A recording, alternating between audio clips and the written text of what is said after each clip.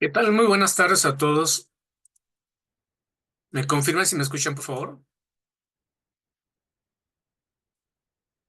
Buenas noches, maestro. Sí, lo escuchamos. Muchas gracias. Bienvenidos. Vamos a dar inicio con nuestra sesión de la semana número 5. Déjenme poner acá una ventana. Ahí está. Ok.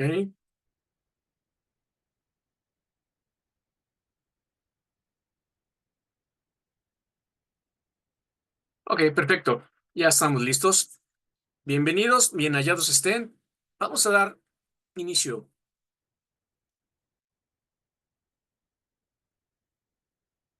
Ok, recordarles que está abierta la segunda estación, Descubriendo Conocimientos, y que por sus aportaciones, ustedes reciben algunos puntos adicionales, además de que están desarrollando una actividad que les permita, de alguna forma, ir comprobando e ir revisando los contenidos de los materiales que estamos revisando. Precisamente el de segunda estación, Descubriendo Conocimientos, habla de la termodinámica, precisamente, que es tema del que vamos a estar hablando el día de hoy.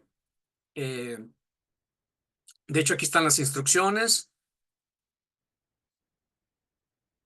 Se trata de que ustedes puedan observar algunos de los procesos de los cuales también estaremos hablando el día de hoy y que eso les permita de alguna manera comprobar que lo que estamos diciendo acá realmente se cumple. A ver, déjenme ver porque creo que mi cámara está un poco chueca. Listo, yo creo que cuando estaba limpiando se movió.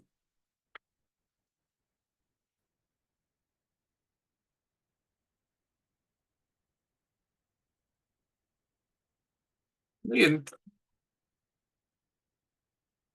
aquí les puse solo como recordatorio que pues hay ciertas actividades dependiendo de la modalidad en la cual ustedes están o eligieron trabajar o están inscritos, como la de ejecutiva, y que, bueno, pues tienen que estar realizando algunas de estas actividades, ya sea estar participando en el foro 3. Bueno, en este caso eso no correspondería a ustedes porque no tenemos un foro como tal. Lo que sí tenemos son las actividades colaborativas. Y ahí en las actividades colaborativas sí hay entregas que hacer en actividades. ¿Ok? Ahorita estamos hablando de la actividad colaborativa de semana número 4, que es la que se estaba entregando, terminado de entregar. Así es que por favor, entréguenlas. Esas actividades tienen que ver con el uso o el apoyo de la esfera académico virtual. Y permítanme nada más recordarles que existe un formato ya que ustedes tienen que usar. Cuando entran a la actividad colaborativa, los compañeros de actividades, ahí ya en la parte de abajo dice formato UTEL. Tienen que descargar ese, porque precisamente ahí están las instrucciones paso a paso de lo que tienes que hacer. Y no todos, pero algunos no lo están haciendo. Solo están dando como respuesta a lo que viene explicado en el foro, pero eso no es lo que se pide. Entonces, tengan mucho cuidado los que están en actividades colaborativas, porque sí es importante que entreguen cómo se solicita, porque si no, eso les resta puntos. Y bueno, ahí perderán un poco de calificación. Los compañeros para la modalidad de exámenes, bueno, están preparándose o ya están prácticamente. He visto que algunos ya lo hicieron, el examen de semana número 5. Los compañeros de trabajo final, bueno, están haciendo su tercer avance de trabajo final, habiendo ya cumplido con la entrega de 2 trabajos anteriores, solo están ahora empezando a hacer el último de los trabajos. Y en la modalidad ejecutiva, realizar el examen de semana número 5. Por favor, tomen mucho en cuenta todas estas actividades. Semana número 5, nos estamos enfilando ya a la parte, pues, de salida de este curso. Nos quedan la semana que viene. Por ejemplo, los compañeros de exámenes, si les ha ido bien en sus exámenes, solamente les hará falta un examen de la semana que viene, la semana número 6. Y si les ha ido bien, prácticamente ya habrán terminado el curso. Los compañeros de actividades colaborativas, todavía nos falta un trabajo que hacemos colaborativo en semana número 7. Entonces nos falta todavía la semana 6, la siguiente semana, y todavía la semana número 7 de trabajo. Entonces, muy pendiente de todas las fechas, por favor. Ok, ahora sí, vámonos sobre nuestro tema. Bueno, termodinámica. Eh, ¿Qué esperamos aprender de estos temas? Bueno, primero, comprender la energía y cómo ésta se transfiere de un cuerpo a otro en función de la temperatura. De esto ya hablábamos un poco la semana número 2 y les comentaba que energía lo íbamos a llevar en diferentes momentos de nuestro curso, por lo importante que es. Es así en termodinámica. Vamos a ver cómo la transferencia de calor está ocurriendo gracias a el que podemos entender que hay una transferencia de temperatura. Lo veremos más a detalle a continuación. Y bueno, además de eso, definir ejemplos de los procesos adiabáticos, isocóricos e isotérmicos, que de eso trata esta sesión. Hoy vamos a estar mucho más enfocados en describir esos procesos, cómo se analizan, cómo se estudian y varios ejemplos de ellos. Por lo tanto, las competencias que esperamos adquieran en esta semana número 5 es comprender, número 1, en qué consiste la energía térmica y establecer el concepto de temperatura y demostrar por definición y algunos ejemplos la primera y la segunda ley de la termodinámica, que son expresiones, de hecho, la primera ley de la termodinámica es una expresión tan sencilla, pero a la vez tan compleja. Ya lo verán cuando estemos viendo lo de los ejercicios, cómo una ecuación de 3 variables se convierte en algo, en ocasiones, bastante complicado. Este es nuestro temario que corresponde a la unidad 4, lo que es calor y trabajo. eh, mu- Estaremos viendo un poquito de eso, pero en la plataforma incluso hay más ejemplos sobre calor y trabajo. Yo voy a enfocarme, porque no me daría tiempo, desde la primera ley de la termodinámica, un poquito hablar de la función de la energía y después desde la primera ley de la termodinámica hasta la segunda ley de la termodinámica que estaremos hablando, por ahí incluidos los procesos adiabáticos, isocóricos e isotérmicos. Entonces, podemos empezar preguntándonos eh, cómo es que en la termodinámica podemos estar revisando términos de energía. Bueno, antes de avanzar con esta lámina, quiero que ustedes centren su atención a lo que sería el recuadro que está del lado derecho. Ahí aparece una caldera, aparece un pistón, aparece una rueda y aparece un generador eléctrico.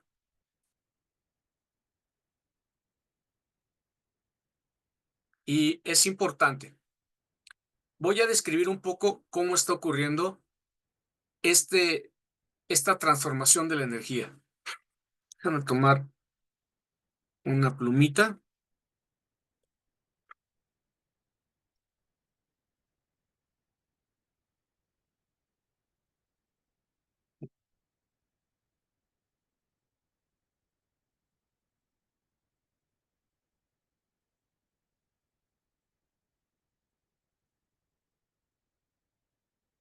Ok, muy bien. Bueno, en la figura que tengo encerrada en el recuadro, van a observar ustedes una caldera.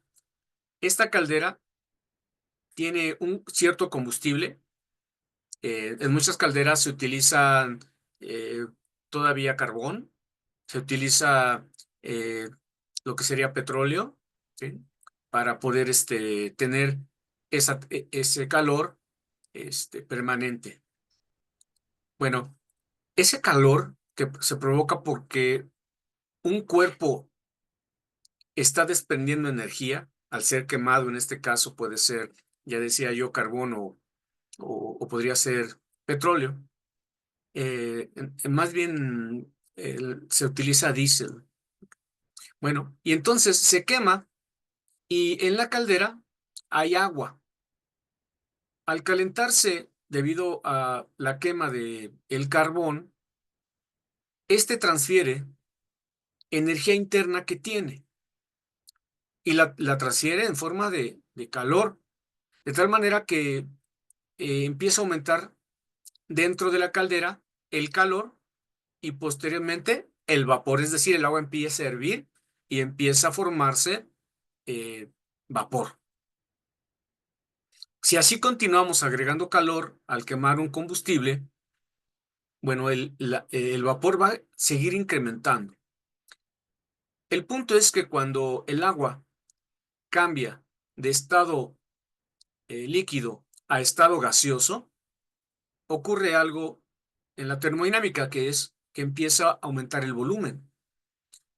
Y como estamos confinados en la caldera, en un espacio cerrado, este incremento de presión empieza a provocar que se quiera escapar ese vapor. Pues, está confinado y el vapor lo que quiere es salir.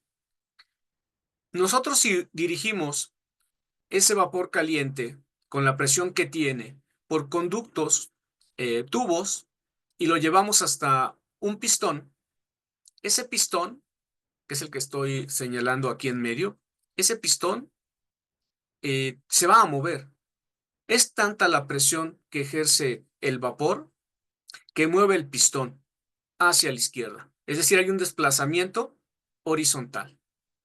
Si conectamos el pistón a una biela y esta biela a una rueda, lo que va a estar ocurriendo es que el pistón se va a estar moviendo de izquierda a derecha, dependiendo la cantidad de vapor que nosotros hayamos incorporado con cierta presión. Entonces, la rueda, al girar, vuelve a regresar al pistón a la derecha. El vapor, al concentrarse otra vez gran cantidad de vapor, empuja el pistón a la izquierda. Y así estamos. Una izquierda, derecha, izquierda, derecha. Al hacer eso, la biela, que está estratégicamente conectada a la rueda, hace que la rueda empiece a girar.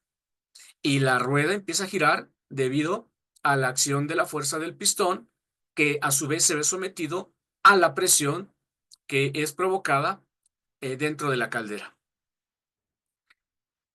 Al estar dando vueltas, nosotros podemos conectar una correa y esta conectarla a su vez al eje del generador eléctrico. Lo que va a estar ocurriendo es que al moverse el generador eléctrico va a producirse electricidad.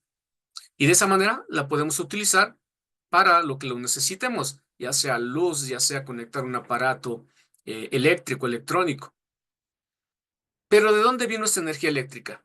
Bueno, esa energía convertida ahora en electricidad, pues en realidad su origen fue la quema del carbón. De la caldera, de donde se está quemando el carbón a la caldera, hay una transformación de energía, ¿ok? Aunque hay pérdidas. Si nosotros nos acercamos a una caldera, pues incluso desde antes de tocarla, ya empezamos a sentir el calor. Ese calor no se utiliza en nada, solo se está escapando alrededor de la caldera, pero no es un calor que estemos utilizando para nada, es una pérdida de energía. Pero lo que no ha sido pérdida, entonces lo utilizamos ahora dentro del cilindro, que es donde está el pistón, y entonces se produce una fuerza, en este ejemplo del dibujo, hacia la izquierda. Recuerden ustedes que cuando hablábamos del trabajo decíamos fuerza por distancia. Si el vapor está empujando al pistón una cierta distancia, entonces se está realizando un trabajo. ¿Es un trabajo mecánico? Sí, es un trabajo mecánico, pero que su origen fue un aumento de presión dentro de la caldera debido a que se está quemando carbón y está calentando esa caldera. Cuando la rueda empieza a moverse, empieza a girar el generador. Dentro del generador tenemos una circuitería eléctrica que permite que al ir girando, esta energía mecánica de rotación sobre el eje del generador haga que se produzca la electricidad. Y eso tiene que ver mucho con el tema que vamos a ver dentro de una semana, un poco dentro de una semana, que es electricidad, y a continuación el tema de magnetismo.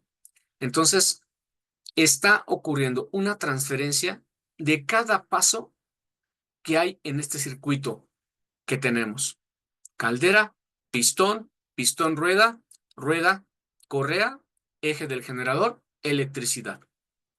Si nosotros pudiéramos de manera exacta calcular la cantidad de calor que se desprendió del combustible y la comparáramos con la energía eléctrica, veríamos que hay pérdidas. Es decir, no todo el calor que yo proporciono se transforma en energía de trabajo. Hay energía que se pierde simplemente con el alrededor con el cual uno se encuentra. Entonces, este es un buen ejemplo de cómo la energía y el trabajo también lo podemos aplicar en la termodinámica. Y eso es parte del tema de este día, el entender cómo está ocurriendo esto. Entonces, ¿qué estudia la termodinámica? Bueno, estudia la transformación de la energía térmica en energía mecánica eh, y el proceso inverso de mecánica a térmica, ¿ok? Y esto es a través de la conversión del trabajo en calor. Bueno, hay dos leyes muy importantes para estudiar la termodinámica. La primera se conoce como la primera ley de la termodinámica, la cual respeta mucho el principio de la conservación de la materia. He dicho que la energía se transforma, pero nunca he dicho que la energía desaparece, se hace nula, ¿ok? Eso nunca lo he dicho. Entonces, ¿qué está pasando con la energía? Simplemente se transforma de una a otra, tan simple como eso. La primera ley habla sobre el principio de la conservación de la energía, que implica que la energía no se crea ni se destruye, solo se transforma. Lo que sería la segunda ley nos permite acotar, limitar, saber que un aparato puede realizar un trabajo o no. Eso corresponde a la segunda ley de la termodinámica.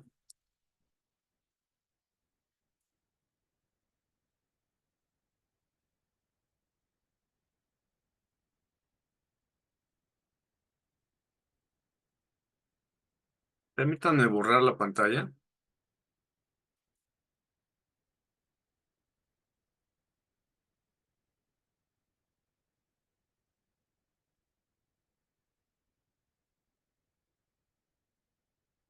Ahora sí. Ok. Bueno, entonces, primera ley de la termodinámica. Ya decía yo, nos ayuda a entender que la energía no puede crearse ni destruirse, solo se transforma. Y vean ustedes lo simple que resulta la ecuación para estudiarla.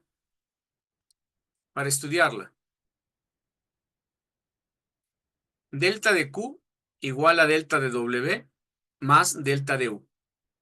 ¿Quién es cada cosa? Bueno, para empezar, las deltas que ustedes ven ahí, esto que parece un triángulo, no es un triángulo, es una letra griega, es la letra griega delta mayúscula.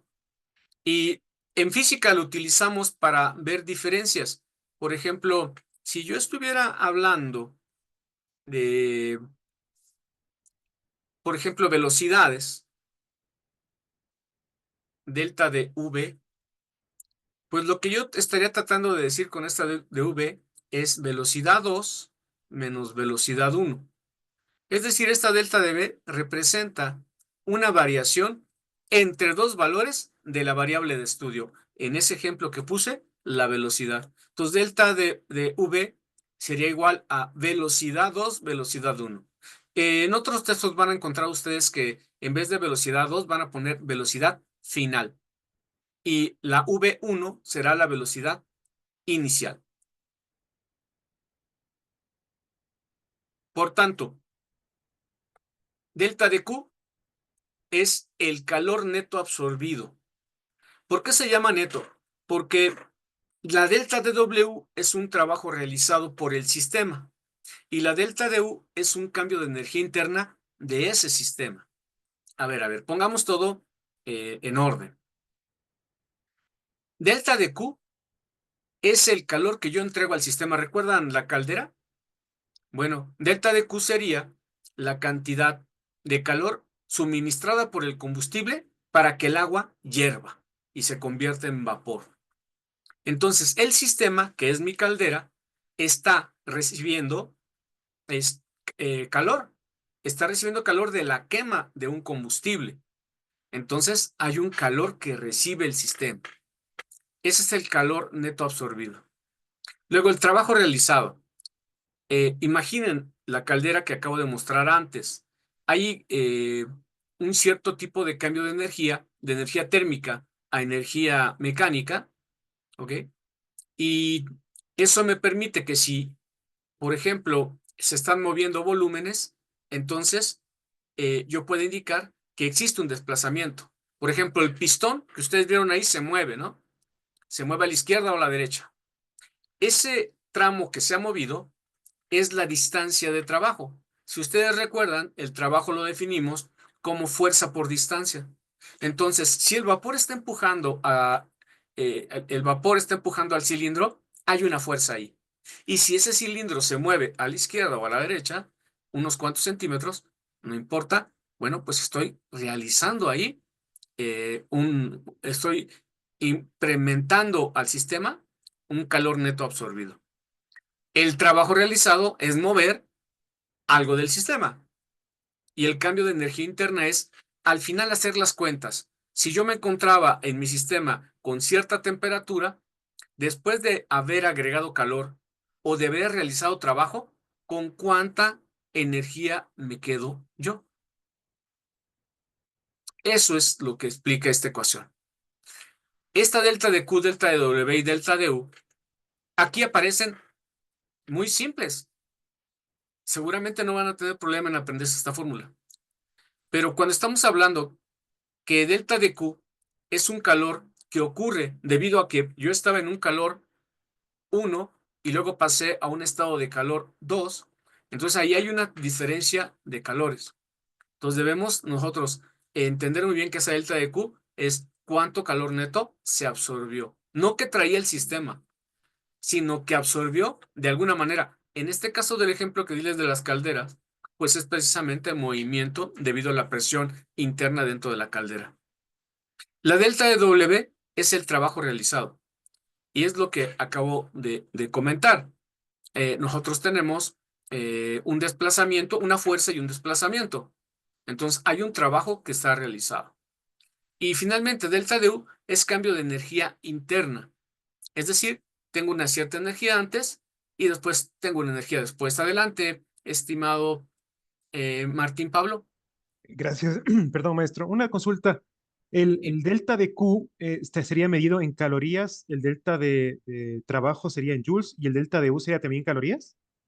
Fíjate que es un tema que vamos a ver ahorita en el siguiente ejercicio, porque como bien comentas, puede ser que nosotros tengamos en diferentes medidas las cosas. Eh, Como comenta su compañero, delta de Q en calorías, como que suena mejor, ¿verdad?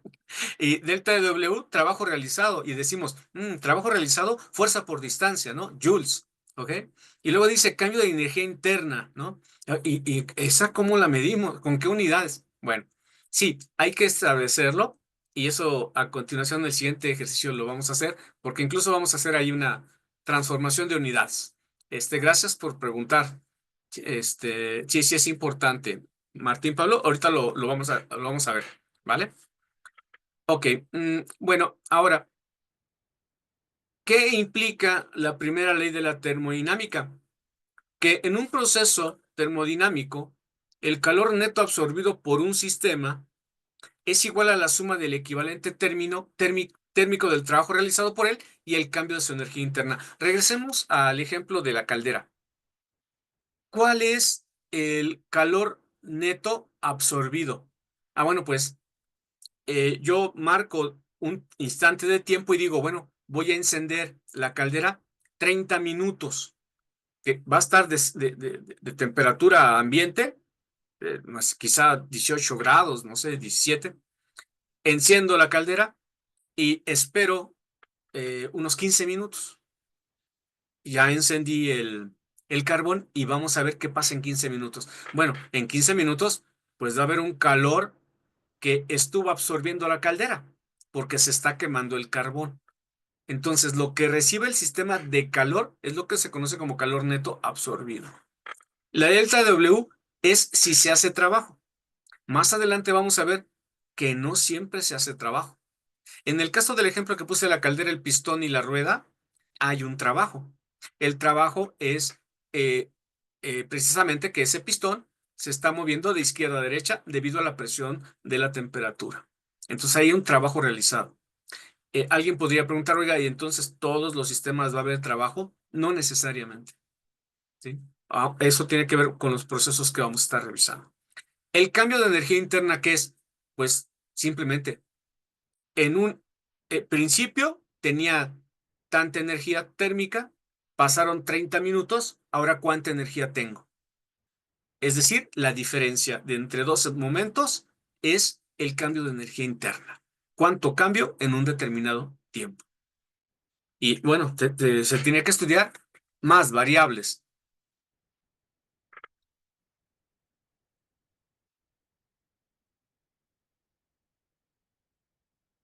Muy bien.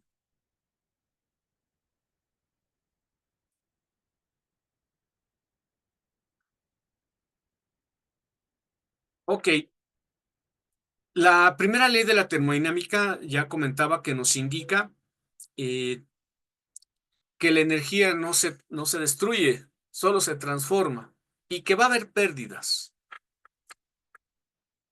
¿Qué establece la segunda ley? Bueno, la segunda ley tiene que ver más con la manera en la cual ocurre el fenómeno. Y esta segunda ley pone límites y direcciones de los procesos. En específico, la expresión de la segunda ley dice que es imposible construir un aparato, máquina, como ustedes quieran, que opere en un ciclo y cuyo único efecto sea generar trabajo a partir de cualquier intercambio de calor con una única fuente de calor. Y que es imposible construir un aparato que opere en un ciclo y cuyo único efecto sea transmitir calor de fuente fría a una fuente caliente. ¿Qué nos está diciendo la segunda ley entonces de la termodinámica? Que van a haber transformaciones de la energía. Es lo que nos está diciendo. Nosotros deberemos observar el sistema para entender hacia dónde se transmite esa energía térmica, de qué manera ocurre. Algunas consecuencias prácticas de la segunda ley, bueno, las máquinas que generan potencia mecánica, eh, como por ejemplo esta que acabo de poner de el, el pistón y la biela. Eso se convierte en algo mecánico que está haciendo que el generador se mueva y se genere la electricidad. Entonces, las máquinas que generan potencia mecánica a partir del calor recibido de una fuente caliente generan calor de desecho, necesariamente. Es decir, que no todo lo que estoy yo utilizando en energía se conserva. Milton, adelante. Profe, gracias. Una Adelante. pregunta, ¿siempre para el cálculo de la segunda ley es necesario con las fórmulas de límites? No, no. La segunda ley, más que presentar una fórmula, establece condiciones. Estos límites se refiere a qué es lo que está ocurriendo en una transformación de energía térmica a otro tipo de energía. Más que indicar una ecuación, los límites que yo indico aquí se refieren a en la forma que se va a dar este fenómeno de la transmisión de energía térmica a otros. A eso se refieren, más que nada, ¿no? Eh, por ejemplo, aquí adelante tengo eh, un poquito más ay, perdón, un poquito más de esta explicación de la segunda ley, ¿sí?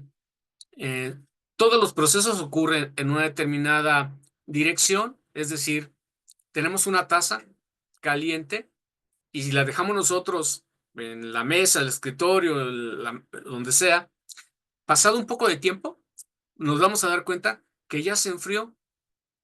Bueno, entonces, ¿qué le pasó a la energía térmica que tenía esa taza? Bueno, se ha movido. Entonces, de la taza que está caliente, se desprende hacia los alrededores de la taza. Es decir, eh, hay una forma en la cual esa taza está desprendiendo ese calor. Y hay límites. No, esa taza no puede desprender energía permanentemente todo el tiempo. Todo lo contrario. Cada vez que va desprendiendo energía esa taza, cada vez que va perdiendo esa energía térmica, se va enfriando. Y, y no hay manera de hacerlo al revés. A menos que esa taza esté dentro de un horno, ¿verdad? Si esa taza está dentro de un horno porque apenas la fabricamos y la estamos cociendo, ¿no? Entonces sí, la metemos al horno y ahora sí, esa cantidad de calor que estamos agregando en el horno se está transmitiendo a la taza, pero no al revés. Dentro de un horno no es al revés, de la taza al ambiente, no, es al revés, del ambiente a la taza. Y la taza, si está fuera y le hemos agregado algún líquido, entonces habrá un flujo que será de la taza hacia el medio ambiente que la rodea. Eso es lo que establece la segunda ley de la termodinámica y que nos permite entender un poquito cómo es que están funcionando, por ejemplo, los refrigeradores. Los refrigeradores que tenemos en casa, eh, pues tienen en la parte de atrás lo que sería un conjunto de tubería, y esa tubería, si ustedes la tocan atrás de su refrigerador, va a estar un poco caliente. ¿Qué es lo que está ocurriendo? Bueno, es que lo que está haciendo el refrigerador es extraer la temperatura que tienen todos los alimentos que están dentro del refrigerador. Entonces extrae esa, esa energía. Y es por eso que nosotros podemos tocar nuestro refrigerador y que se siente tampoco te vas a quemar, ¿verdad? Pero sí se siente un poco caliente el, el refrigerador, ¿ok? Porque está ocurriendo que de los alimentos que tienen cierta temperatura, estamos extrayendo ese calor. Martín, Pablo, Eh, Maestro, una consulta, volviendo al ejemplo de la taza. Si la taza tuviera agua congelada, ¿estaría absorbiendo calor del ambiente cuando se descongela? es correcto. Ah, Ahora ok. es al revés. Ujú. Estaría adquiriendo calor del ambiente para terminar de deshielarse ese hielo, ¿no? Y más adelantito hay un ejercicio donde vamos a ver cómo el hielo tiene una medida en la cual sabemos nosotros que se va a convertir en líquido otra vez. De eso nos habla la segunda ley, que dependiendo las temperaturas que tengan los objetos, pues va a haber un flujo y que este flujo no puede ser de otra manera. La primera ley de la termodinámica sí es una ecuación, aunque ustedes la vieron muy cortita, delta de Q igual a delta de W más delta de U, más adelantito con los ejercicios que vamos a hacer, en realidad no es nada sencillo. Eh, Porque para poder determinar de los objetos qué cantidad de energía tiene o qué cantidad de energía está cediendo o qué cantidad de trabajo se está realizando, pueden ser de muchas variedades, pueden venir de muchos lados. Y ese es el reto que tenemos luego en termodinámica. Establecer muy bien las condiciones bajo las cuales está ocurriendo un sistema o un fenómeno y a partir de ahí empezar a hacer muchos cálculos. Y muchos cálculos a veces sí son muchos cálculos. Y aunque la fórmula no cambia, ¿no? Vamos a hacer un ejercicio muy sencillito. Aquí iba a utilizar el asesor académico virtual, pero mejor me voy a ir un poquito más fluido porque sí, porque quiero ver todos los ejercicios que puse por acá y explicarlos. Entonces, si nos damos con el asesor, no nos va a dar tiempo. Así es que vamos a adelantar un poquito más con ejercicios. Por ejemplo, este problema dice, en cierto proceso, un sistema, ¿ok? Este, pues está teniendo calor, al mismo tiempo efectúa un trabajo de 80 joules sobre sus alrededores. cuál es el aumento de energía interna del sistema. Y entonces aquí viene lo que ya nos preguntaba uno de sus compañeros, ¿no? Oiga, bueno, es que me está diciendo que el calor suministrado es de 400 calorías. ¿Ok? Ok, bueno. Y luego, pero me dice que además el sistema hace un trabajo de 80 joules. Y nosotros sí sabemos algo, no podemos revolver peras y manzanas. O todo está en calorías o todo está en joules, pero no puedo revolver. Y entonces por eso ustedes ven del lado derecho la fórmula de conversión que tenemos por aquí. Aquí de este lado, conversión joules a calorías. Una caloría es igual a 4.186 joules.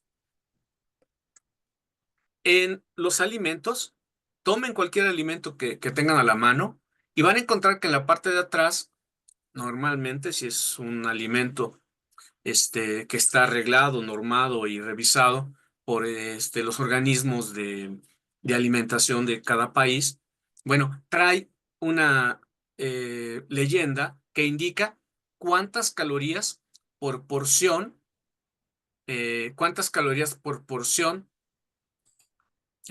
puede tener ese alimento.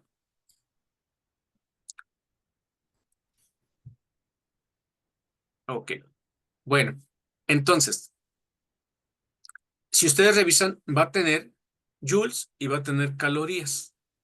¿Ok? Normalmente los alimentos hablamos de kilocalorías y eso nos permite saber la cantidad de energía que ese alimento nos va a proporcionar.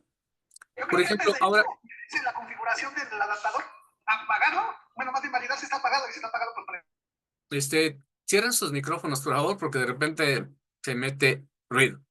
Entonces, por ejemplo, si ustedes, ahora que está muy de moda muchos alimentos que son de dieta, que son light, ustedes pueden ver ahí la cantidad de calorías que tiene ese alimento. Fíjense bien, el que un alimento diga que es light o que diga sin azúcar, no significa que no tenga calorías. Sí las tiene.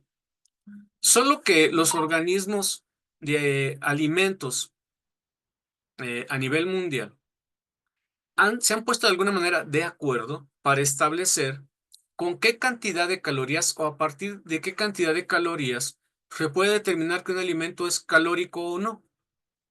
Y entonces hay muchos alimentos que aunque dicen sin azúcar, sí tiene calorías. Y aunque sean mínimas, sí las tiene. Entonces, mucha atención, pueden verlo en muchos de los alimentos. Entonces, si se trata normalmente de algún alimento, vamos a encontrar normalmente que son calorías. Ahora, fíjense aquí, hay que en termodinámica tener mucho cuidado cuando hago la lectura del problema. Por ejemplo, aquí me dice, en cierto proceso, un sistema absorbe 400 calorías de calor. No nos dice qué proceso.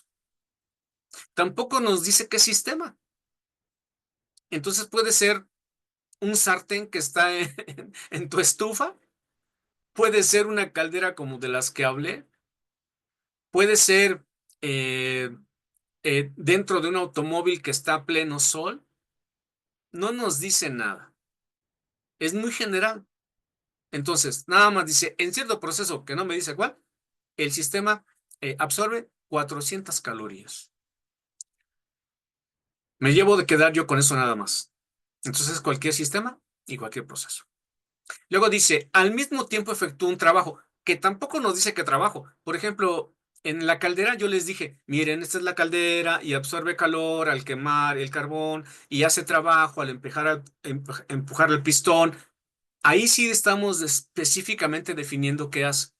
Cuando ustedes encuentren problemas donde no les digan el proceso, el sistema, etcétera, es muy sencillo porque simplemente están hablando de una generalidad de un sistema, que ni siquiera nos dicen cuál es.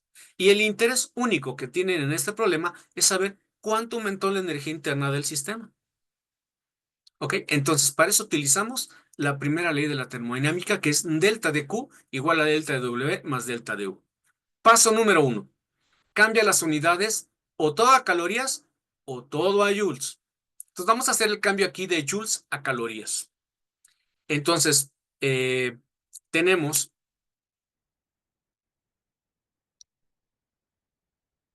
aquí se está desapareciendo mi pluma. No sé por qué, pero ok. Tenemos 80 calorías, que son las que están aquí, y las transformamos con nuestro factor de conversión, 80 joules, perdón, y lo transformamos a 19.11 calorías, utilizando el factor de conversión. Ya tengo tanto lo que es el trabajo con unidades de calorías y, y la cantidad de calor que estamos suministrando al sistema es de 400 calorías. Ahora si utilizo, me dice, oye, ¿cómo queda en función de la energía ese sistema? Eso es lo que llamamos el aumento de energía interna del sistema, que es delta de U. Bueno, a delta de U la despejamos y me quedaría delta de U es igual a delta de Q menos delta de W. Obtengo el resultado y me queda 380.9 calorías. ¿Cómo interpreto todo esto? ¿Qué estoy haciendo y qué quiero encontrar? Bueno, hagan de cuenta que es la caldera. Y cuando digo yo, en cierto proceso el sistema recibe 400 calorías, hagan de cuenta que la quema de ese combustible, que puede ser carbón, le está proporcionando al sistema 400 calorías. ¿Ok? Yo no sé cómo estaba el sistema primero. No sé si la caldera estaba prendida o ya tenía calor, no lo sé. Pero lo que sí sé y que me dice el problema es que yo le estoy agregando 400 calorías al sistema en las condiciones que esté, con o sin calor. Ok, ya que las agregué, me dice, ok, ahora fíjate bien, que el sistema también está haciendo un trabajo de 80 joules. Y me voy a mi ejemplo de la caldera y el pistón. Entonces, yo estoy pensando que el mover al pistón y que se esté moviendo implicará 80 joules. Como es un sistema, se calienta el agua y mueve el pistón. Al mismo tiempo que ese sistema está recibiendo una cantidad de calor, también está haciendo un trabajo. Estamos hablando en términos de energía. Si recibe energía, pero al mismo tiempo está usando energía para hacer un trabajo, pues eso significa que va a haber una diferencia. Y es precisamente lo que nos dice la fórmula cuando ya hemos despejado la delta de U. La delta de U es el calor que estoy agregando menos el trabajo que está haciendo. Y esos 380.9 calorías representa la cantidad en que se incrementa de forma real el sistema. Dije que se incrementa porque no sé, repito, si el sistema estaba caliente o estaba frío. Pero lo que sí sé es que se va a incrementar en 380.9 calorías. Si el sistema está apagado, se incrementará este valor. Si el sistema ya estaba encendido y pasó el agregar 400 calorías y hacer trabajo, bueno, de forma neta, después de lo que haya ocurrido, el sistema incrementará en estas calorías. Entonces, la interpretación que hagamos de la primera ley de la termodinámica es importante para saber bajo qué condiciones ocurre un trabajo y un incremento de energía, de calorías, y finalmente cómo queda el sistema. Finalmente, cómo quedó. ¿Ok? Por ejemplo, una analogía muy, con mucha imaginación. Pues imagínate que tú te levantas y desayunas muy bien. Y a continuación te vas a trabajar.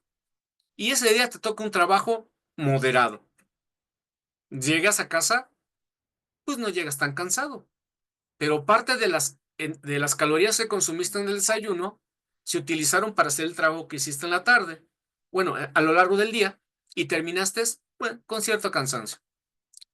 Imagínate que al día siguiente vuelves a desayunar lo mismo, pero el trabajo que te toca, ahora sí, es de ir para arriba y para abajo y mucho trabajo. Total que llegas a casa y muerto de cansancio. Y entonces podemos ver ahí que, aunque desayunaste en la mañana, hiciste trabajo, pero quedaste con muy poca energía neta al final de todo. Así es como funciona la primera ley de la termodinámica. ¿Ok? Ahora, la interpretación de ella es muy importante para entender qué está pasando con el sistema, y para poder desarrollarla hay que conocer un poco de más cosas. ¿Qué más cosas? Bueno, procesos. En el primer ejercicio les dije un proceso cualquiera. Bueno, pues déjenme decirles que no hay procesos cualquiera. En realidad sí tienen nombre y sí están ocurriendo de alguna forma. Para poder estudiar todos estos procesos, se ha establecido diagramas conocidos como diagramas presión-volumen. Diagrama PV. Estos diagramas presión-volumen lo que hacen es estudiar al sistema y lo estudian en función de la presión que tiene, del volumen que en un momento dado está ocurriendo y de la temperatura. Entonces vamos a tener varias variables que se interrelacionan.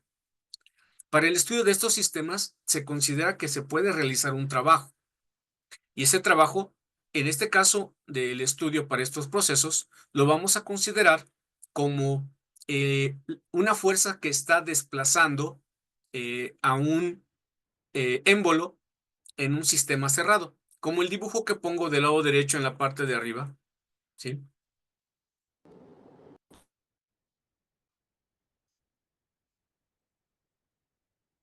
Aquí arriba, aquí esta pluma está fallando. Aquí arriba, ven ustedes, tenemos algo que llamamos sistema, y luego tenemos un émbolo y está siendo aplicada una fuerza, ¿ok? Y está siendo aplicada una fuerza una cierta distancia, porque el émbolo se mueve hacia la derecha. Entonces, empiezan a ocurrir cosas. Hay una fuerza, hay una distancia que se recorre. Si yo oprimo el pistón, estoy haciendo que el volumen sea más pequeño, por lo tanto, empieza a aumentar la presión dentro de él, y en muchos casos también podría aumentar la temperatura. Entonces, las variables empiezan a relacionarse en este tipo de sistemas. Para el estudio de estos sistemas tenemos lo que serían los diagramas PdB, que son como las figuras que ven ustedes que estoy subrayando ahora mismo, del lado derecho, en medio. Es un par de ejes, horizontalmente está el volumen, verticalmente está la presión, y luego voy a tener cosas que están ocurriendo en este gráfico. Lo que yo puedo obtener de las gráficas en este sistema cartesiano de dos ejes, me va a generar un área. Esa área, ahora sí, utilizando cálculo diferencial integral, podemos calcular cuánto vale esa área, y esa área representará el trabajo que se está realizando en ese sistema. Ok, bueno, hasta ahí creo que está entendido, ¿no? ¿Para qué sirven los diagramas? Para estudiar estos procesos. Siguiendo aquí la idea misma de estos procesos, nosotros hemos dicho de la semana número 2 que el trabajo es igual a fuerza por desplazamiento. Y eso es lo que ustedes ven aquí en esta ecuación, ¿sí? Delta de W es fuerza por distancia. Como estamos estudiando este sistema y de este sistema conocemos muy bien su geometría y sus dimensiones, entonces nosotros podemos decir que la fuerza sería la presión por el área, ¿ok? Es decir, la fuerza, la presión es la fuerza a razón de el área que ocupamos. Por ejemplo, lo voy a llevar a algo muy simple. Unos zapatos de un caballero tienen una suela muy grande. Entonces, el área, como al ser más grande, eso provoca que la presión sea menor. Decimos que la presión va a ser igual a la fuerza entre el área. Entonces, si el área es grande, la presión es menor. Por ejemplo, ahora vamos a unos zapatos de una dama, unas zapatillas, ¿no? Con tacón.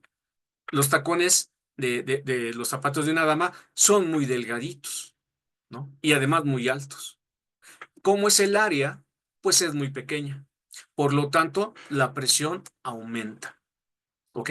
Bueno, entonces nosotros podemos relacionar la presión dentro de estos sistemas con la fuerza entre el área. Y de ahí podemos despejar lo que sería la fuerza. Entonces, la fuerza es igual a la presión por el área. Recuerden, estamos diciendo que el trabajo es fuerza por desplazamiento, pero la fuerza es presión por área. Ahora, el desplazamiento y el área me genera un volumen. Entonces yo puedo juntar ahora la letra A con la delta de X y esto de aquí es un volumen. Por lo tanto, la ecuación que me viene resultando es que delta de W es igual a la presión por el volumen. Y de ahí la importancia del por qué estudiar este tipo de diagramas, porque me está indicando la capacidad que tiene un sistema de hacer un trabajo. Normalmente nosotros en ese tipo de sistemas lo que buscamos es hacer un trabajo. Para eso tenemos una caldera, para eso calentamos algo, para eso hacemos una transferencia de energía térmica, porque lo que queremos es hacer un trabajo. Para eso utilizamos a la termodinámica, para hacer algo, no para que se quede sin hacer nada. ¿Ok? Entonces, el trabajo lo puedo ver como un diagrama de presión-volumen.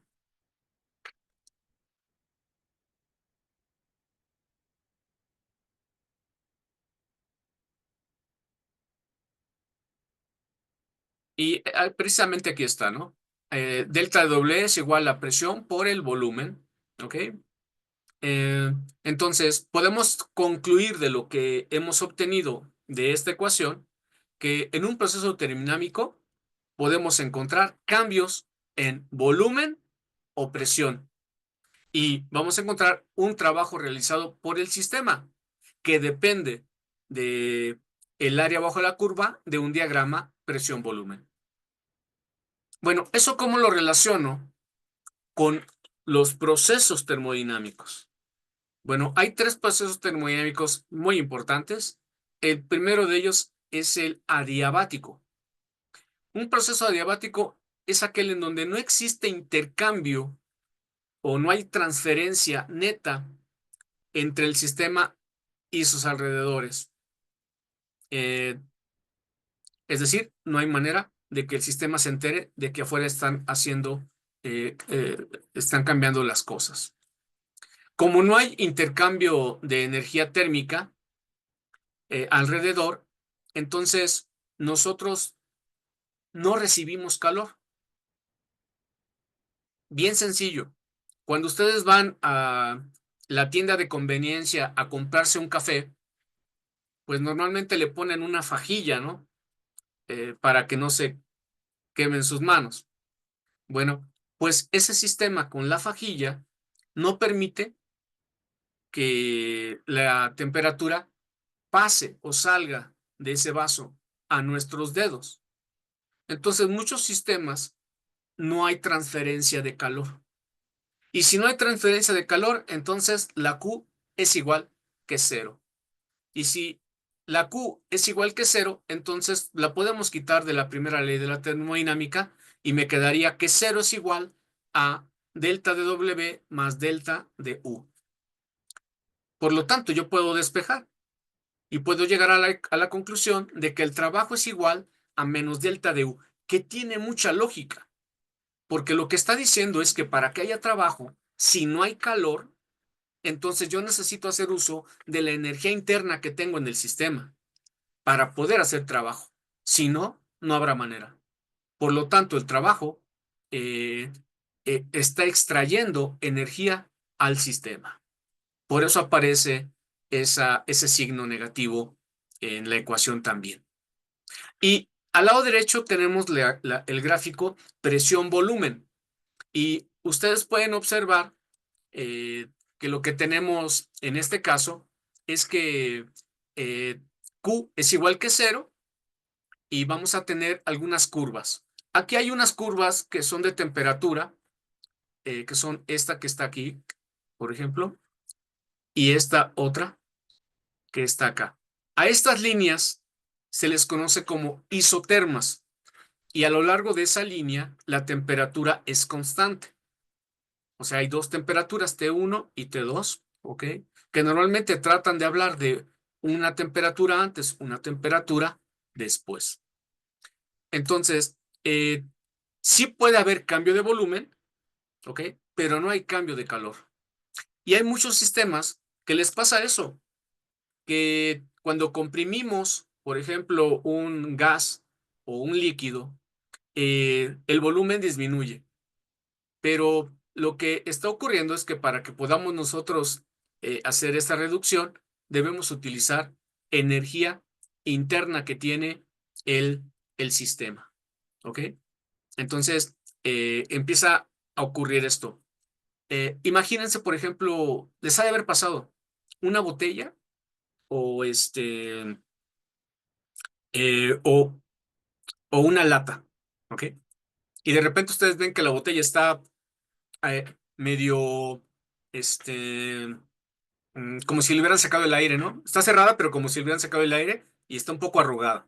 O la lata por el cambio que hubo de volúmenes, también se modificó, ¿no? Parece que alguien la golpeó la lata. ¿Qué es lo que pasó?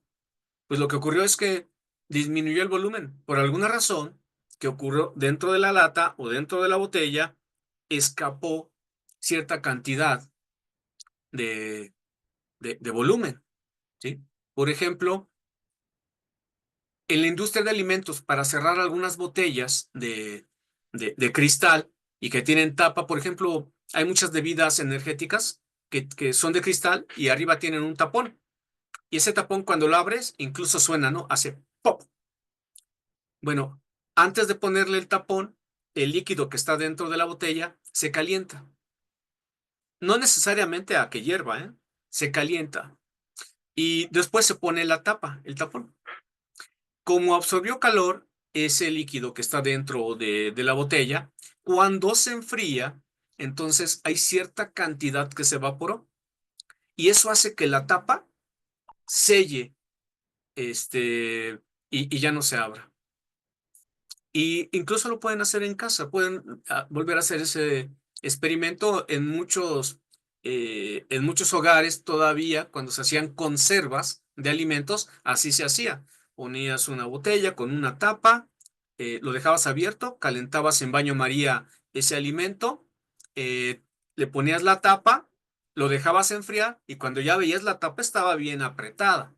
¿Sí? ¿Por qué? Porque disminuyó el volumen por dentro. ¿Ok? Entonces, así están ocurriendo varios fenómenos. Proceso diabático, no hay un intercambio de calor con el medio ambiente, pero sí puede ocurrir un cambio de volumen dentro del sistema. ¿Ok? Proceso adiabático. Bueno, hay muchos ejemplos que podemos encontrar nosotros. Por ejemplo, un extintor para incendios, cambios de altitud rápidos en la aviación, sonidos propagándose en el aire, meteorología, formación de nubes y fenómenos climáticos. eh, Cuando ingresamos nosotros aire en una bicicleta o una pelota, etcétera.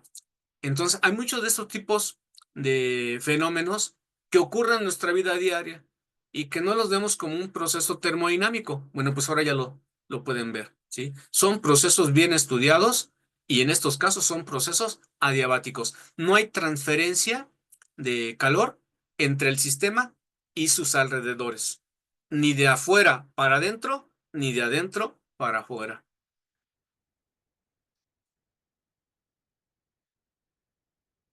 Luego hay otro tipo de proceso que se llama el isotérmico, ¿ok? Aquí la temperatura es constante. Si ustedes recuerdan la lámina anterior, del lado derecho, veían dos líneas, dos isotermas. Vean que aquí solamente hay una.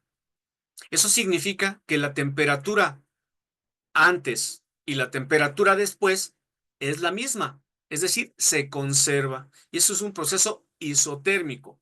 ¿Qué sí puede haber? Puede haber un cambio de volumen, ¿ok? Sí puede haber un cambio. Y nosotros podemos calcular estos diagramas de presión-volumen utilizando la cantidad de calor que tenemos en el sistema, y incluso si la presión, perdón, si la temperatura es constante, nosotros vamos a encontrar una relación un poco más sencilla, que sería P U de B igual con C, donde C es un valor constante. Y también hay ejemplos, ¿no? Hay ejemplos en la química, ¿ok? Hay ejemplos incluso más mundanos que nosotros conocemos. Hay un ejemplo que conocemos bastante porque nos pasa a todos. ¿Sí? ¿Qué es el metabolismo humano? El metabolismo humano tiene un proceso de termorregulación. O sea, somos capaces de regular nuestra temperatura, cosa que no tienen, por ejemplo, algunos reptiles, ¿no? Algunos reptiles no pueden generar esta termorregulación, y es por eso que los vemos que salen a solearse, porque no tienen un fenómeno dentro de su cuerpo que provoque esta termorregulación, y nosotros sí. Incluso cada persona tiene una temperatura estable propia. Si tomamos a personas de diferente tamaño, edad, condición, etcétera, y tomamos su temperatura como lo hicimos en el 2019, vamos a ver que esa persona normalmente tiene una temperatura promedio, y quizá otra persona no lo sea. Es por eso que algunas personas que de repente te saludan y tú dices, oye, te siento muy frío, estás muy frío. Y lo que llega a ocurrir es que una persona está un poco más caliente que la otra, ¿ok? Y eh, ese es el nivel al cual él se siente cómodo, ¿ok? O ocurre que terminas acostumbrando. Por ejemplo, si vives en la costa con una temperatura alta, te acostumbras a ese calor. Si vives, por ejemplo, más arriba de lo que sería el meridiano, este,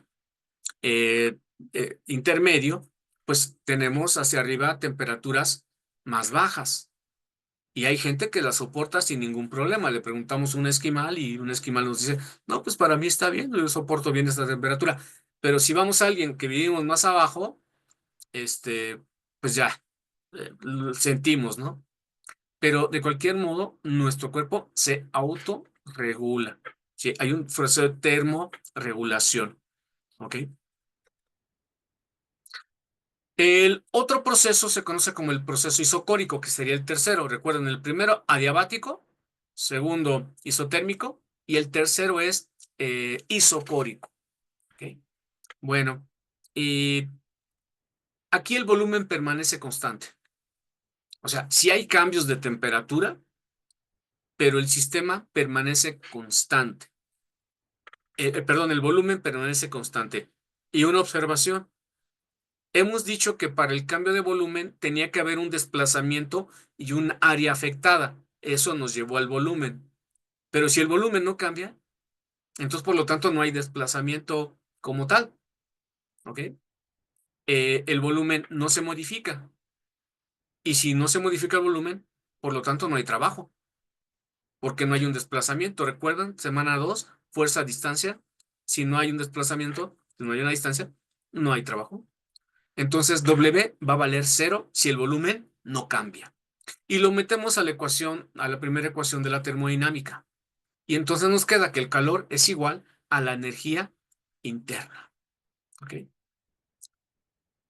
Para el cálculo de algunas cuestiones en este proceso isocórico, nosotros, para calcular a la energía interna, sí hacemos uso de la temperatura o la diferencia de temperatura del proceso. Y hacemos también uso del calor específico que tenga algún material, ¿no? Eh, estas constantes de valor específico ya están enlistadas y nos indican el valor específico que tiene un material de metal, uno que es diferente, etcétera, ¿no? Cada material tiene un coeficiente de calor específico, incluyendo lo que utilizamos nosotros mucho en estos ejercicios es, por ejemplo, el agua. Ejemplos de procesos isocóricos. Bueno, pues hay uno muy sencillo que ustedes seguramente se han dado cuenta. Si ustedes toman un recipiente, le colocan agua adentro, un recipiente de cristal, y le colocan agua adentro y lo meten al congelador, no al refrigerador, al congelador, pueden ocurrir dos cosas. Uno, que cuando lo abran, ya se rompió la botella, ¿ok? Y como que se medio derramó esa agua, o simplemente se congeló lo que está dentro del recipiente, ¿ok? Pero si se dan cuenta, aumentó de tamaño. Hay sustancias que no les pasa eso. El claro ejemplo es un helado. Un helado lo metes al congelador y tú no ves que se rompa su envase, ¿no? O que aumente el volumen, ¿no? El helado se mantiene con el volumen mismo, ¿no? Que tenía, ¿ok? Entonces, sí hay fenómenos en donde ocurre que el, el volumen no cambia. Y hay muchos procesos de la industria alimenticia que ocurre esa parte, ¿no? Bueno, la gráfica, como ustedes pueden ver, tenemos dos isotermas, el volumen es el mismo y por lo tanto el trabajo es igual que cero, ¿sí? Y la energía calorífica, pues es un incremento de la energía interna. Ok.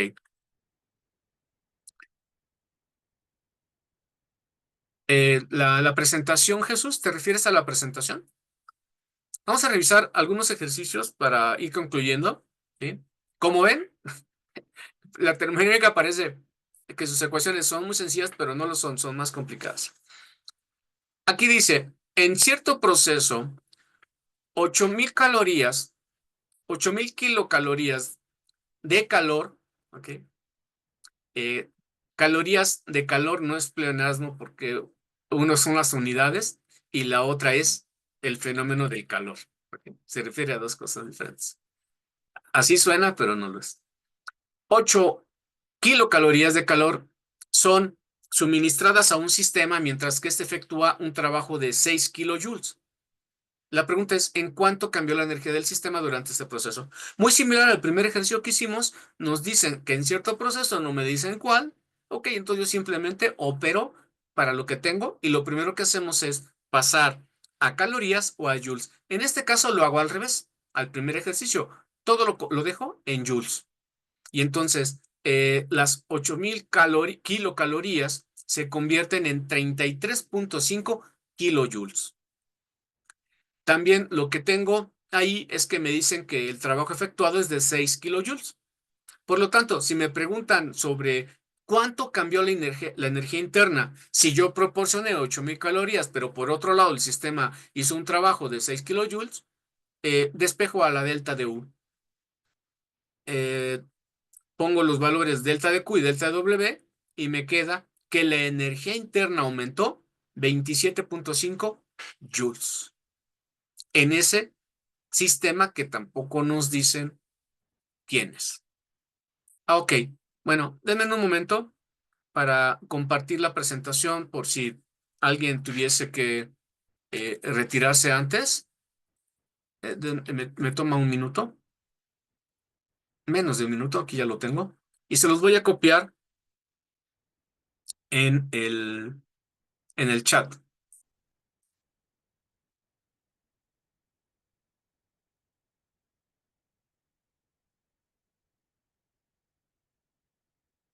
Listo, ya está ahí. Bueno, ahora regreso al ejercicio. Ok, listo. Creo que este nos ha quedado bastante claro. Vamos con otro problema. Este problema me dice, el calor específico del agua es 4,184 joules sobre kilogramo. Bueno, como comentaba ya antes, los calores específicos podemos encontrarlos en algunas tablas, ahí están indicados, ¿ok?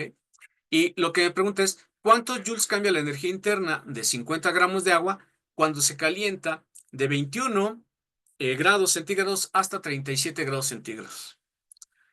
Bueno, el calor, la delta de Q, yo la puedo calcular como C por M por delta de T, donde C es el calor específico del agua, la M es la masa y la delta de T es la diferencia de cambio de temperatura. Pasamos de 21 a 37. Será 37 menos 21, esa es la diferencia. Ok, bueno, entonces, número 1, vamos a poner todo en unidades que sean congruentes. Vean ustedes que el calor específico está en kilogramos por grado centígrado. Por lo tanto, si me dieron en Fahrenheit, debo de cambiarlo a grado centígrado. Si me lo dieron en Kelvin, debo dejarlo en grado centígrado para que nosotros podamos utilizar este valor del calor específico con las unidades que tiene. Entonces, primero la masa, 50 gramos, pues será igual a 0.05 kilogramos. Y la temperatura, la delta de T, la diferencia es 37 menos 21, nos queda 16 grados centígrados. Finalmente utilizamos, bueno, antes del final utilizamos delta de Q y calculamos el calor absorbido, que será 3.4 por 10 a la 3 joules. Ahora, algo muy importante. En ocasiones los problemas de termodinámica te ponen ciertas indicaciones, pero esas indicaciones a veces tú tienes que hacer uso de tu pensamiento crítico y de tu reflexión.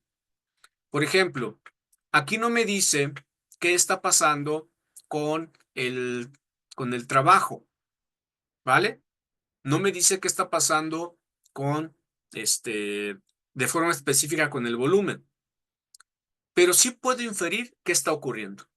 Si nosotros revisamos el volumen que tiene un recipiente de esos 50 gramos de agua cuando está a 21 grados y luego elevamos la temperatura a 37 grados y volvemos a revisar el volumen, prácticamente el volumen no ha cambiado. Hemos dicho que un líquido, cuando lo ponemos a calentar y empieza a hervir, pues su volumen aumenta. De 21 a 37, que son 16 grados, realmente el agua tiene el mismo volumen. Por lo tanto, si tiene el mismo volumen, entonces ese cambio de volumen vale 0. Y si tiene valor 0, como tal, no hay un trabajo. Y si no hay un trabajo, entonces la delta de W vale 0. Con estas consideraciones, me dice entonces, ¿cuánto cambia? Bueno, pues planteo la ecuación de la primera ley de la termodinámica. Delta de Q igual a delta de U más delta de W. Pero si el trabajo vale 0, entonces la energía interna cambia a la misma razón que el calor entregado. Por lo tanto, la delta de U será también igual a 3.4 por 10 a la 3 joules. Y esa es la respuesta, ¿sí? En cuanto cambia la energía interna. Cambia a razón del calor suministrado. Tampoco suena tan disparatado, ¿no? O sea, no hago un trabajo, pero yo estoy calentando algo, entonces ese calor se está concentrando en el sistema porque no está haciendo nada. Ok. Otro ejercicio más. Dice, ¿en cuánto cambia la energía interna de 5 gramos de hielo a 0 grados centígrados al transformarse en agua a 0 grados centígrados? Desprecie el cambio en el volumen. Indique la energía interna en joules. Bueno, aquí ya me dan más especificaciones, ¿no? Me dicen, ¿cuánto cambia delta de U? El sistema va a ser un hielo que se está transformando en agua, ¿ok? Y aquí lo que me indican es, tengo el hielo a 0 grados y cuando se transforma el agua está a 0 grados también. ¿Qué significa eso? Bueno, eso significa que entonces no hay una temperatura antes y después. Esa temperatura va a ser la misma. ¿Ok?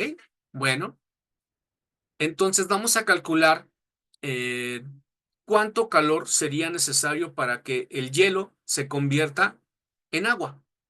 Para eso tenemos una ecuación que es delta de Q igual a la masa por H de F.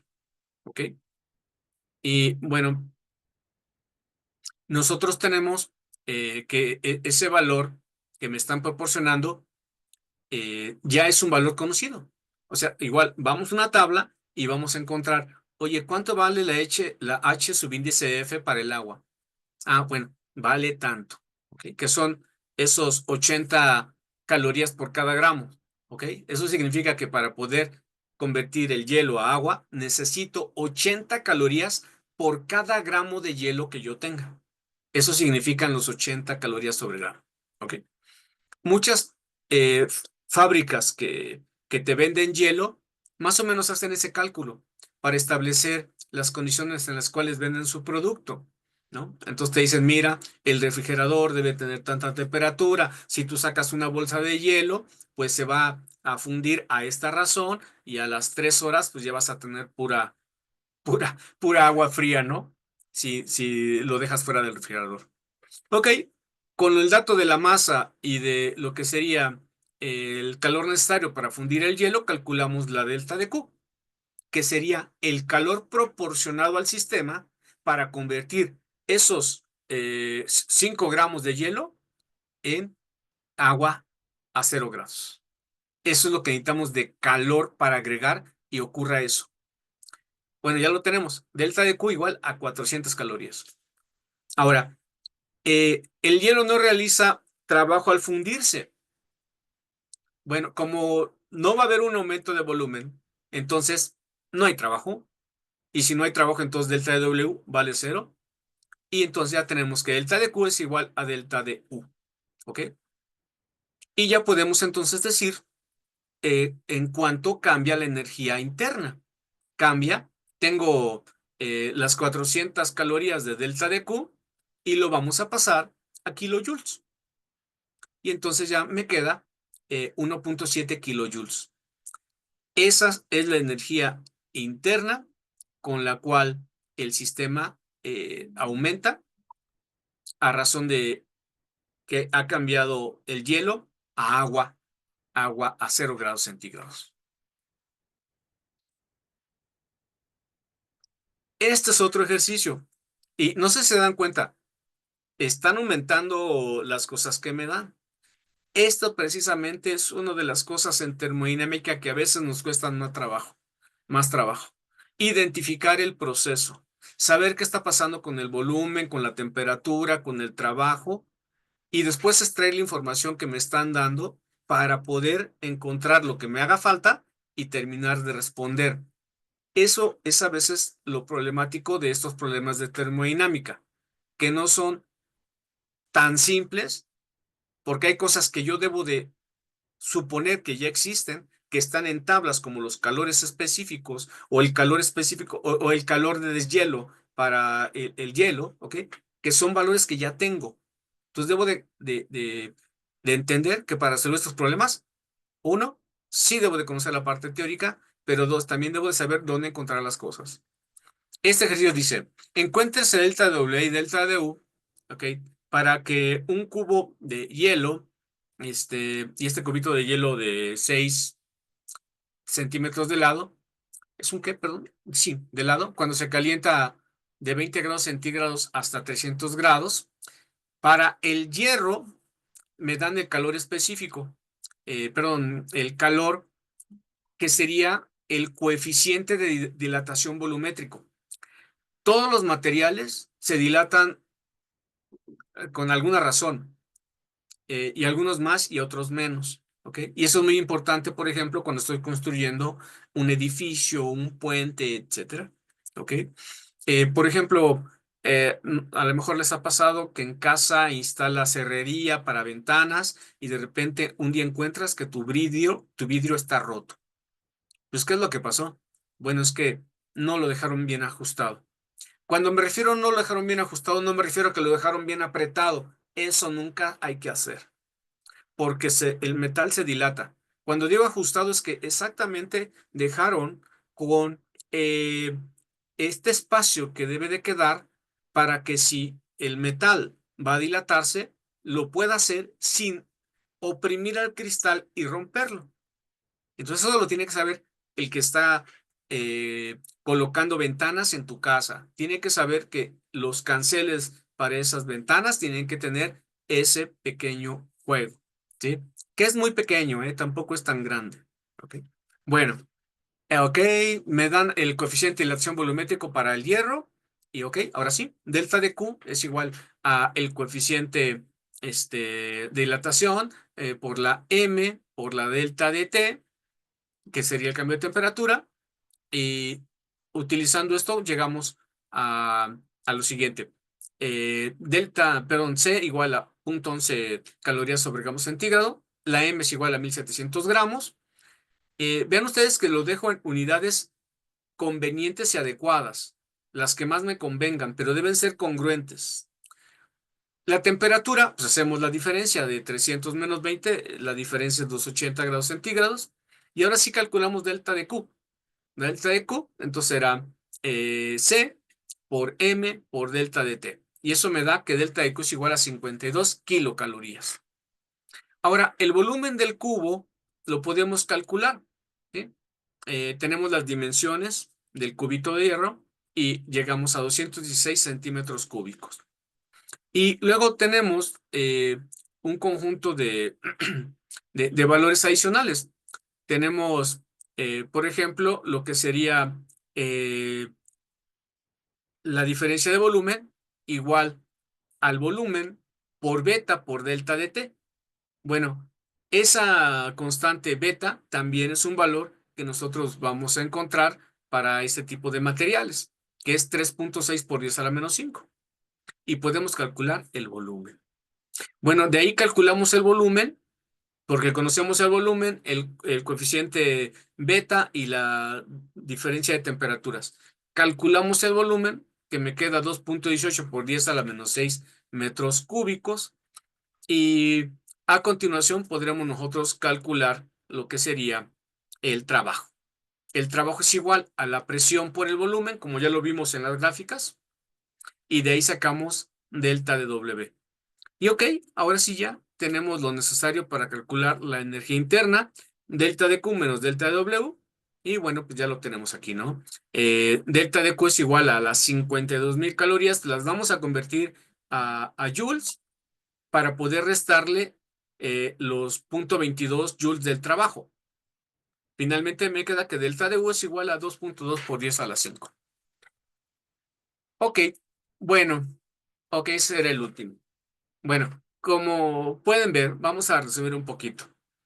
La termodinámica me permite estudiar estos fenómenos de transferencia de energía y poder observar qué está pasando con el volumen, con las temperaturas, con el trabajo, ¿ok?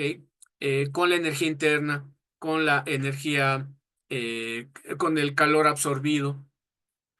Y debo de identificar de en qué proceso se encuentra, y para ello revisamos 3 procesos: adiabático, isotérmico, isocórico. ¿Ok? Otro detalle más es que el cálculo de estas expresiones para el sistema precisamente depende el ejercicio sobre qué vaya, para poder determinar muy bien qué sí puedo y qué no puedo usar. Como ya vieron, hay algunas cosas que debo de inferir. Si no cambia el volumen, entonces no hay trabajo, o esto está pasando, ¿no?, con el sistema. Y bueno, el uso de estas ecuaciones, que no solamente dependen del sistema, también dependen del proceso mismo, no del sistema, sino del proceso mismo, ya sea cualquiera de los 3 que he indicado. Y que muchos de los problemas que nos pueden dar es que las unidades que traiga el problema no sean coherentes, ¿no? Es decir, que uno me lo dan en una cosa, otro me lo dan en otra cosa, pero como vieron en el último ejercicio, todo lo llevé a una sola forma de las unidades para este tipo de problemas. Y eso hay que hacer para poder dar un resultado, ¿ok? Mucho cuidado con eso. Bueno, muy bien. No sé si alguien tenga alguna duda. Ya les pasé la presentación. La semana que viene, ¿qué vamos a estar haciendo? Pues de nueva cuenta cambiamos de de tema. Y ahora vamos a hablar de la electricidad. ¿Qué es la electricidad? ¿Cuáles son sus variables principales para el estudio de estos fenómenos? ¿Qué es el voltaje, la resistencia, la corriente? Vamos a estar resolviendo algún ejercicio de electricidad, donde un sistema resistivo de electricidad para ver cómo calcular voltajes, corrientes, de manera muy simple, tampoco nos vamos a ir a algo tan complejo. ¿Qué es la fuerza eléctrica que propuso este Coulomb? Y vamos a ver una comparación de lo que sería la fuerza eléctrica con la fuerza gravitatoria. Y ustedes van a encontrar sorprendentemente que se parecen muchísimo. ¿Ok? Vamos a hablar sobre materiales conductores, semiconductores, ¿ok? Aislantes. Ok, bueno, eso lo vamos a hacer la semana que viene. Bueno, si no tienen alguna duda o pregunta adicional, les agradezco mucho su presencia y nos estamos viendo la próxima semana. Mucha atención con lo que dije al principio de las actividades colaborativas que estén utilizando el formato que corresponde, aunque de cualquier modo les podemos indicar nosotros de vuelta de correo, pero qué mejor que ya lo hicieron una vez y no tuvieron que rehacer su actividad.